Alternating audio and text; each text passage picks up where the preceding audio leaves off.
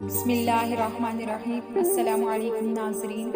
حضرت یوسف علیہ السلام کو جب ان کے بھائیوں نے کنویں میں ڈالا تو ایک شخص جس کا نام مالک بن زار تھا، جو مدین کا باشندہ تھا، ایک قافلے کے ہمراہ اس کنویں کے پاس پہنچا اور اپنا ڈول کنویں میں ڈالا تو حضرت یوسف علیہ السلام نے اس ڈول کو پکڑ لیا اور مالک بن زار نے آپ کو کنویں سے باہر نکال لیا تو آپ کے بھائیوں نے اس سے کہا، یہ ہمارا بھاگا ہوا غلام ہے، اگر تم اس کو خرید لو تو ہم بہت ہی سستا تمہارے ہاتھ بیچ دیں گے۔ چنانچہ ان کے بھائیوں نے صرف 20 درہم میں حضرت یوسف علیہ السلام کو بیچ ڈالا، مگر شرط یہ لگا دی کہ تم اس کو اتنا دور لے جاؤ تاکہ اس کی خبر بھی ہمارے کانوں تک نہ پہنچے۔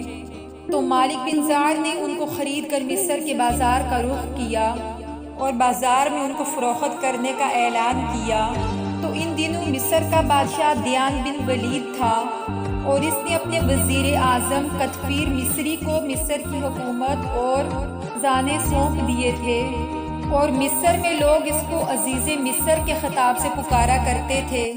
جب عزیز مصر کو معلوم ہوا کہ بازار مصر میں ایک بہت ہی خوبصورت غلام فروخت کے لیے لایا گیا ہے اور لوگ اس کی خریداری کے لیے بڑی بڑی رقمیں لے کر بازار میں جمع ہو گئے ہیں، تو عزیز مصر نے حضرت یوسف علیہ السلام کے وزن کے برابر سونا اور اتنی ہی چاندی، اتنا ہی مشک اور اتنی ہی حریر قیمت دے کر خرید لیا اور گھر لے جا کر اپنی بیوی زلیخا سے کہا کہ اس غلام کو انتہائی اعزاز و اکرام کے ساتھ رکھو۔ اس وقت آپ علیہ السلام کی عمر 13 یا 17 برس کی تھی۔ زلیخا حضرت یوسف علیہ السلام کے حسن و جمال پر فریفتہ ہو گئی اور ایک دن خوب بناؤ سنگار کر کے تمام دروازوں کو بند کر دیا اور حضرت یوسف علیہ السلام کو تنہائی میں لبھانے کی کوشش کی۔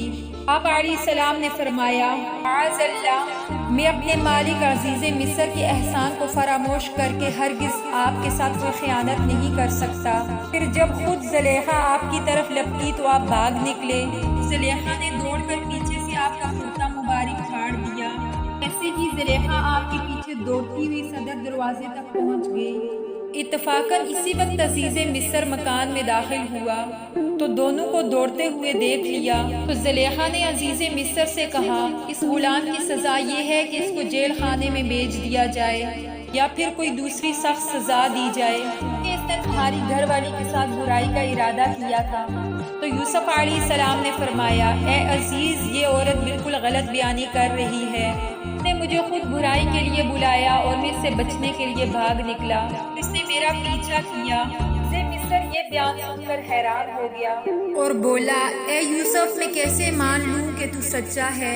حضرت یوسف علیہ السلام نے کہا، گھر میں ایک 4 مہینے کا بچہ جھولے میں لیٹا ہوا ہے جو زلیخا کے ماموں کا لڑکا ہے، اس سے دریافت کر لیجئے کہ واقعہ کیا ہے۔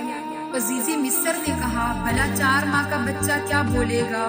یوسف علیہ السلام نے کہا، اللہ تعالیٰ اس کو ضرور میری بے گناہی کی شہادت دینے کی قدرت عطا فرما دے گا، کیونکہ میں بے قصور ہوں۔ چنانچہ عزیز مصر نے جب اس بچے سے پوچھا تو اس بچے نے بلند آواز سے کہا، تو یہ گواہی دی، اگر ان کا کرتا آگے سے پھٹا ہوا ہے تو عورت سچی ہے اور انہوں نے غلط کہا، اور اگر ان کا کرتا پیچھے سے چاک ہے تو عورت جھوٹی ہے اور یہ سچے ہیں۔ بچے کی زبان سے عزیز مصر نے یہ شہادت سن کر جو دیکھا تو ان کا کرتا پیچھے سے پھٹا ہوا تھا۔